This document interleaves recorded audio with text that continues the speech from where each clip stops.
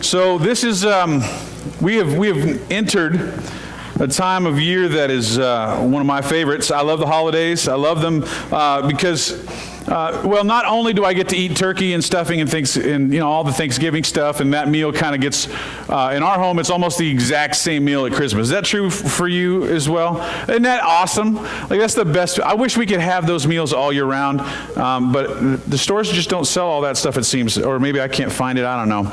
But I love this stuff. But it's always a season of busyness, like a jam-packed, way too much to do busyness. And I saw this story of this lady this week. I thought it was pretty funny. It was a mom, and she had to go to the doctor's office in the midst of her busy day. And she goes to the doctor's office, and it took a little bit longer because the doctor was running behind. Every appointment gets about 5 minutes behind, and then before you know it, you're a half an hour waiting in the lobby for your doctor's appointment. And this lady has this moment happening where she just is late, and she gets her blood test done, and it takes a little bit longer. And now she leaves, and she has to go to the pharmacy to get her prescription, pick up the kids from the babysitter, and has to pick up dinner from Walmart so that she can get home and cook for her family. Does this sound familiar? So as she's circling the parking lot at Walmart, she finds herself frustrated, and she has a prayer meeting to get to that night, and she just normally doesn't do this kind of thing where she asks for something small, but she said, God, can you just give me a parking spot really close? And right when that began to happen, the skies opened up and a huge downpour hit, and she said, please even closer so that I don't get soaked. And right when she was finishing that prayer, someone began to back out of their very front spot right near the overhang. And as she headed for that spot, she said, never mind, God, something opened up. This is pretty typical. I remember watching a movie where Dom DeLuise, I forget what movie it was, but he was out in the water and he was swimming to shore, and he says, God, if you get me to the shore, I will give up smoking. I will give up all of these terrible things. And the further he got, he kept going to this list. And when he finally gets to the shore, he goes, thanks for nothing. I got all the way here. And you know what? Never mind all that stuff. I said I did it on my own because I swam here all by myself. And we have this dichotomy that goes on. We want God to give us stuff, but then we have a hard time being thankful when he does. And so this idea of gratitude heading into Thanksgiving, what is the one thing that's going to happen right after Thanksgiving that is going to wipe out all those good feelings of thankfulness? Right, Good Friday hits, right? Good Friday hits. Oh, I thought it was Good Friday because all the stuff we get. No, it's Black Friday, right? Why is it Black Friday? Because it's terrible. It's awful. Everyone's going to go and turn into the worst kind of people running through stores. People will be trampled. There will be severe injury on Friday. There will be. Or even Thursday night at like 11 p.m. Our culture does not allow us to really be grateful, does it? It doesn't. Because we are so focused on all the stuff, we miss all the good stuff. Does that make sense? And so we're going to dive into some stuff today and next week. We're going to talk about gratitude. So gratitude is defined this way. It is a natural expression of giving thanks in response to blessings, protection, or love. That's the natural thing when you get blessings, protection, or love from God, is gratitude. It's a natural thing. Now, it's natural, but it's also something that needs to be cultivated. Billy Graham said it this way: a spirit of thankfulness is one of the most distinctive marks of a Christian whose heart is attuned to the Lord. Thank God in the midst of trials and every persecution. Thank God continually. We see these verses all the time. In 1 Thessalonians, it is be thankful always and pray continually. 1 Thessalonians 5, 16 and 17. And this idea of being thankful for everything, I am sitting here today feeling totally unqualified to preach this message today, because I struggle sometimes with gratitude.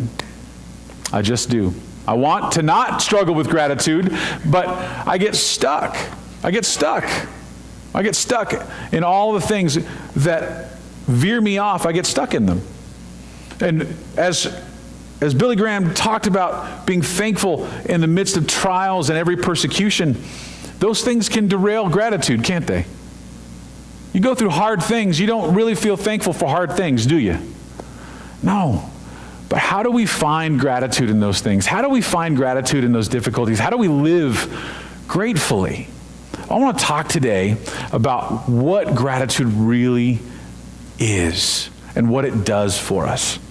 Okay? Because I believe gratitude births joy in your life. And it's not an accident. Gratitude is not an accident. If you look at 1 Corinthians chapter 13 and you read those first few verses, it says love is patient, love is kind, love does not boast, it does not envy, it does not keep a record of wrongs. Love is all of these things, love never fails, right? That list, you ever realize that those kind of things aren't choices? Or they aren't accidents, they're choices. Well, here's the first thing that gratitude is. Gratitude is a virtue. Now, a virtue is described in Catholicism as moral excellence. Moral excellence. Now, I don't know if there's really if that's a good or bad definition. But I do know that a virtue is something that must be of value. Does that make sense? You don't just stumble into patience, which is also a virtue, right? Patience is something that is developed, that you find a way to make your heart in the midst of difficult things that make you wait. You find a way to make that your heart. The virtue of gratitude, it's not listed in the 7 virtues of Catholicism, but what it is the birthplace of those virtues. It's the birthplace of those virtues. And we're having technical difficulties. It's going to get up there. This is the deal with gratitude. It is birthed in an understanding of what God has done, okay? So here's what Colossians chapter 3 says. It says this, and we're going to be picking this apart a little bit this morning. And let the peace of Christ rule in your hearts, to which indeed you were called in one body, and be thankful. Let the word of Christ dwell in you richly, teaching and admonishing one another in all wisdom, singing psalms and hymns and spiritual songs with thankfulness in your hearts to God. And whatever you do, in word or deed, do everything in the name of the Lord Jesus, giving thanks to God the Father through him. Gratitude is a virtue. It's a virtue. And a virtue permeates your entire life.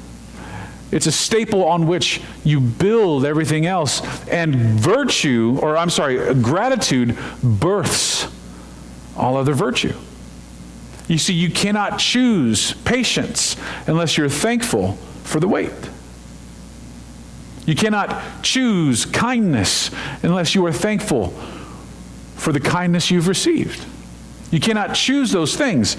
They're virtues. The second thing that gratitude is it is a choice. Gratitude is, in fact, a choice. Here's what Charles Spurgeon says about gratitude. It is not how much we have, but how much we enjoy that makes happiness. It's not how much you have, it's how much you enjoy. Now, right when we're walking into the season of the most me, the most stuff, I think it's fitting that we find ourselves talking about the attitude of gratitude. Now, if you read leadership books and if you read success and self-help stuff, they will tell you this little saying, and I've talked to my own son about this: attitude determines your altitude, right? Your attitude determines your altitude. Well, the first attitude that will get you to a better altitude is gratitude. It is absolutely vital. If you want to have good things in your life, you have got to recognize the good things in your life. You have to see them. You have to not just see them, but look for them. Because you can have good things happening all around you, but your only focus is the stuff that's not happening. And you will miss them. or your only focus is the stuff that's happening that bothers you, or that is hard, or that is difficult, those things become your focus, and gratitude quickly leaves. Gratitude must be the first place you go. What are you thankful for? How many of you have that tradition at Thanksgiving around your family table where you sit and say, what are we thankful for this year? Anybody have that tradition? I know that it's in our family. There's a few, I think it's a fairly common thing that you think about what those things are that you're grateful for. And if you're having a bad day, it's kind of hard to come up with that list, isn't it? It's difficult to come up with that list. When you're having a rough day, when bad things are happening, or things that irritate you are happening, can you be thankful for the food you're eating when you're ticked off at how long it took the restaurant to give it to you? Right? Or the order that came wrong. You're no longer happy that you were about to be satisfied. You're frustrated that the cheese is on the side and not in the burrito. Right? How did they get that wrong? It's not a difficult job. And gratitude jumps right out the window. Gratitude has to be a choice that we make in the midst of what we're experiencing. Gratitude must be a choice that we make. I want to say that one more time. Gratitude must be a choice that we make. Last week in our message on forgiveness, I talked about how gratitude is the birth of forgiveness, that you can't actually have a life where forgiveness is something that you give until you are grateful for having received it. And the study that I talked about was an American psychology study. It's a secular study. It wasn't a church study at all. And they talked about folks who choose gratitude, how they can actually change their perception and rewire their brain, rewire their thinking. That if you took a challenge for 42 days, or 45 days, not 42, 45 days, where every day you list 3 things that you're grateful for. You list those things. I am grateful for this today. I'm grateful for this today. I'm grateful for this today. And every day that you miss naming those things, you have to start over and go a full 45 days. And at the end of that 45 days, do you know what happens? You actually create new synapses, or new pathways, neural pathways. You actually create new ways of thinking, new perspectives. So gratitude can become the first thing. But it takes time of choosing gratitude for it to become the first thing. You got to choose it. You got to be happy to choose it. You got to find the thing that you're grateful for and choose it. The third thing that gratitude is contagious. Gratitude is absolutely contagious. So is ungratitude. So is ungratitude. Being ungrateful is contagious, because it irritates the folks around you that don't understand why you can't be grateful for what you have or for what you're given. But when you have gratitude, people tend to want to be around you more. When you're grateful for what God has done for you, people tend to want to be around you more. When you're grateful for what you have, you tend to be more giving. When you're grateful for what people have done for you, you tend to do more for people. You see, gratitude reciprocates gratitude. Gratitude develops gratitude. Gratitude is a self-fulfilling prophecy. It's a self-fulfilling prophecy. It goes absolutely counter. It goes absolutely counter to what our world wants us to do. Is there any gratitude on the news? Mm-mm. How many of you have given up watching the news? Right? Me too. Me too. I don't watch it at all. The only thing I log on to any news app or watch the news for is the weather. And even then, death and calamity are about to befall us. Am I right? Right? It's so overwhelmingly negative. It's so overwhelmingly awful. This person is sick and that disease is coming, how you and your family can avoid it at 6. Right? Somebody tweeted something and it was negative. Right? All it is negative. It is never positive. There might be one positive story at the very end of a newscast. One, a soldier coming home and seeing their child. My wife and I were having lunch the other day and saw that. And immediately, what do you think we did? Both of us, tears. You cannot watch a soldier greet their child at school and have their child cry because they haven't seen their mom or dad in 18 months and not be overwhelmed with joy and gratitude.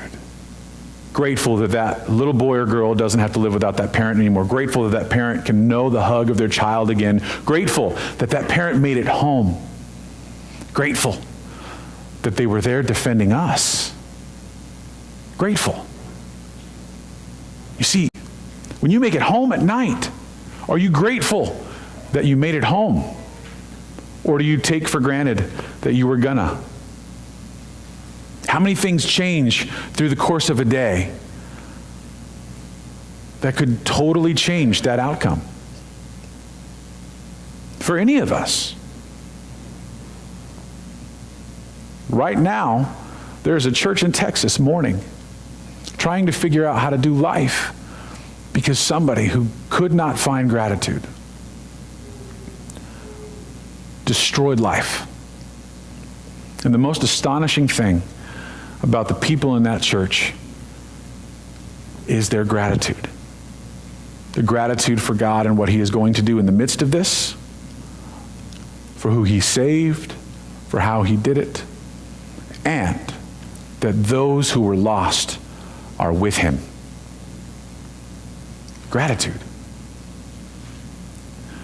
When we are grateful, it changes everything around us. It is absolutely contagious. We got to stop and look for the good stuff. You got to stop and look for the good stuff.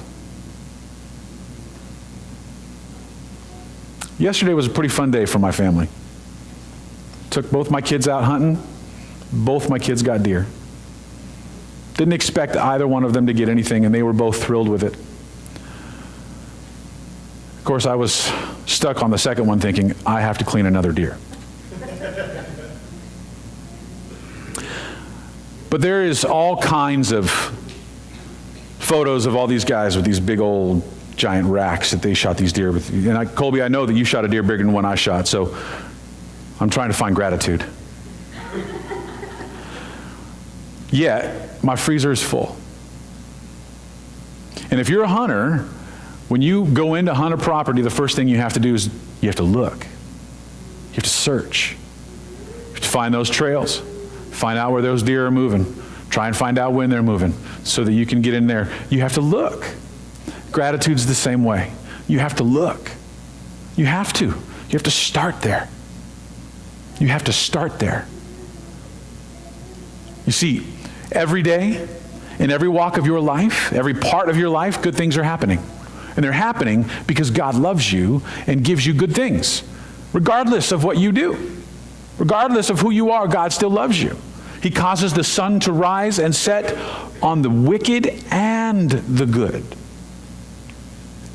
So God loves you and gives you good things, even when you don't respond to Him in gratitude. It's just a matter of whether or not you see it. How many of you are confident you're going to have a meal today? Raise your hand if you're confident of that. How many of you are confident that if you decided to draw a breath, you would receive that oxygen? How many of you are confident that your spouse is in love with you? How many of you are confident that your children are good people and are going to do good things? How many of you are confident that there is a God in heaven that sent His child to die for your sin?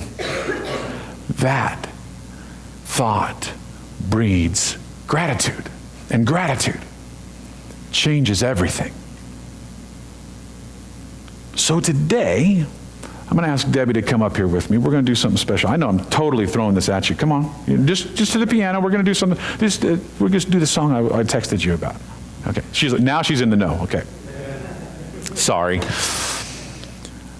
We're going to do something. On the back of your bulletins, there's a spot for sermon notes. You probably didn't know that.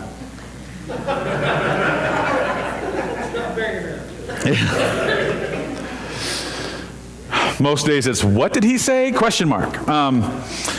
Here's what I want you to do. We're going to spend some time. The music is just going to play. We're going to play this tune, and then we'll sing it together.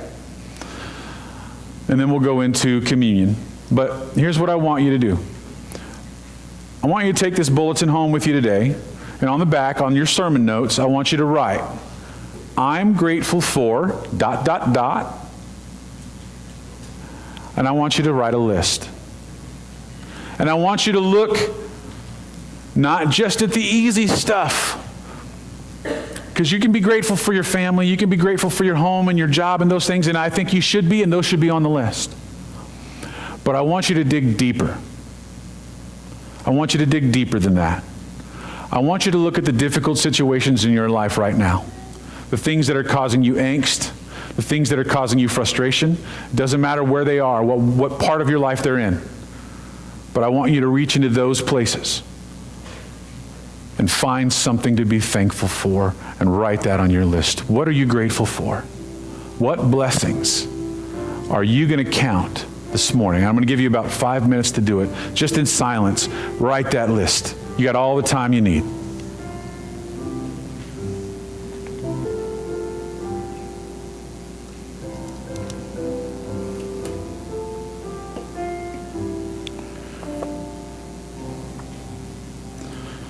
Would you stand with me, holding on to your list? You can continue to play for me, Debbie.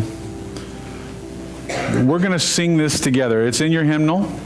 It's hymn number 786. It's a sweet little song called Count Your Blessings. And if we can do this regularly, you will be overwhelmed with how much you see differently